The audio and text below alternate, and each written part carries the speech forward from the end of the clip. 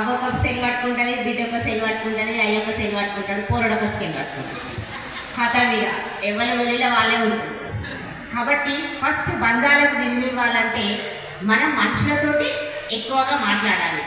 పెద్ద పెద్ద కుటుంబాలు అనేవి ఎప్పుడో పోయినాయి. చిన్న కుటుంబాలు కూడా 4 పోనీ 5, అవి కూడా 2కు 3కు వస్తున్నాయి. కారణం ఏంటంటే ఇంతకుముందు హేమలత చెప్పింది 100% నిజం.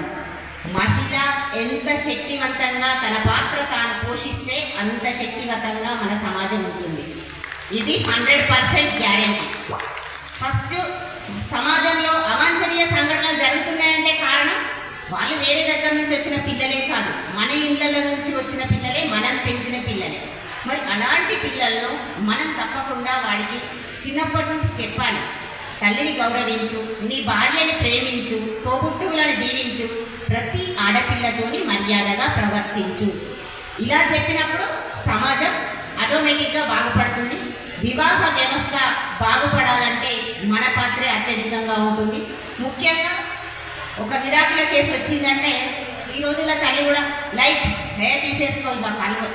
ఎప్పుడు కానీ ఒక మహిళ పెళ్లి చేసుకున్న తర్వాత, పిల్లలైన తర్వాత ఎట్టి పరిస్థితుల్లో డైవర్స్ పోకూడదనేది నేనైతే ఖచ్చితంగా చెప్తాను. మా మహిళా మనులందరికీ కూడా పేరు పేరున అంతర్జాతీయ మహిళా దినోత్సవ శుభాకాంక్షలు. అంటే ఒక మహిళా దినోత్సవమే అనంటే మనం సంబరాలు చేసుకోవాలి, ఉత్సవాలు చేసుకోవాలి అనే ఆలోచన కాకుండా మనం ఒకరికి ఆదర్శంగా ఉండాలి, మహిళ గౌరవించుకోవాలి, పేదవారిని మరి నిత్యం మన పట్టణాన్ని క్లీన్గా ఉంచేందుకు పాటుపడుతున్న పారిశుద్ధ్య కార్మికులు, మహిళా కార్మికులను గౌరవించుకోవాలి. వారికి చిరు సత్కారం చేసినట్లయితే వాళ్ళు ఇంకా యాక్టివ్గా పనిచేస్తారు అనే ఉద్దేశంతో ఈ కార్యక్రమం నిర్వహించుకోవడం జరుగుతుంది. కార్యక్రమ నిర్వాహకులందరికీ కూడా మనస్ఫూర్తిగా ధన్యవాదాలు తెలియజేసుకుంటున్నాను. గత సంవత్సరాల కంటే మాత్రం నేనైతే 2025లో చూస్తున్నా ఈ అంతర్జాతీయ మహిళా దినోత్సవం అయితే చాలా గొప్పగా సెలబ్రేషన్స్ జరుగుతున్నాయి. అసలు ఇవాళ మొదటి నుంచి ఇది 5వ ప్రోగ్రాం. అంటే చూడండి, ఇక ప్రతి దగ్గర ఎంత గొప్పగా జరుగుతుంది అంటే పర్వాలేదు, చాలా సంతోషించదగ్గ విషయం. మహిళల కోసం ఒక రోజు ఉండడం, మహిళలు ఈ రకంగా సెలబ్రేట్ చేసుకోవడం, దీనికి ప్రభుత్వాలు కూడా సహకరించడం చాలా సంతోషాన్ని ఇచ్చే విషయం. ఇప్పటికైనా అర్థమై ఉంటుంది అనుకుంటా. ఎందుకంటే ఒక రోజు అనేది ఎందుకు కేటాయించిండ్రు అని అంటే ఎక్కడో వెనుకబడి ఉన్నారు అంటే వీళ్ళ కోసం వీళ్ళని ముందుకు తీసుకొని రావడానికి, వీళ్ళలో చైతన్యం కలిగించడానికి ఒక రోజు అనేది కేటాయించబడ్డదని చెప్పి నేను అనుకుంటున్నా.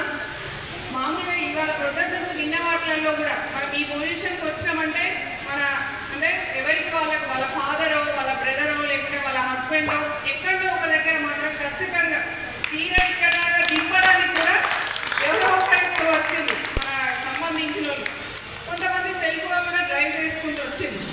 అంటే ఆ సహకారాన్ని ప్రస్తుతం మనకు అందుతున్నది. దాన్ని ఉపయోగించుకుంటూ ఇంకా మనం స్వతంత్రంగా ఎదగడానికి అవకాశం ఉంది.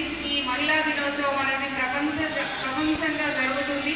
దీని యొక్క ప్రత్యేకత గురించి ఏంటి అంటే 1917వ సంవత్సరంలో రష్యాలో ఒక విప్లవం వచ్చింది. ఏంటి అంటే వాళ్ళు కేవలం అప్పుడు అక్కడ వాళ్ళు యుద్ధంలో వెళ్ళి యుద్ధం చేసే సమయంలో అక్కడ ఉన్నటువంటి మహిళలు, అక్కడ ఉన్నటువంటి ఫ్యాక్టరీలన్నీ మూతపడిపోయినాయి. వాళ్ళకి ఆహారం లేదు, ఉపాధి లేదు, ఉద్యోగం లేదు. అట్లాంటి సమయంలో వాళ్ళు ఏం చేసిండ్రు అంటే శాంతి కోసం, ఆహారం కోసం, రెండింటి కోసం వాళ్ళు ఉద్యమం తీసుకొని వచ్చి కొన్ని వేల మంది మహిళలు రోడ్డు మీదకి రావడం జరిగింది. అట్లాంటి సమయంలో అక్కడ ఉన్నటువంటి ప్రభుత్వాలంతా భయపడి అక్కడ ఉన్న ప్రజలకు వాళ్ళ డిమాండ్లను ఆమోదించడం జరిగింది. ఆమోదించి ఆ రకంగా చైతన్యం కలిగించిన రోజే ఈ మార్చి 8ని ఇంటర్నేషనల్ ఉమెన్స్ డేగా మనం అందరం కూడా సెలబ్రేట్ చేసుకుంటున్నాం.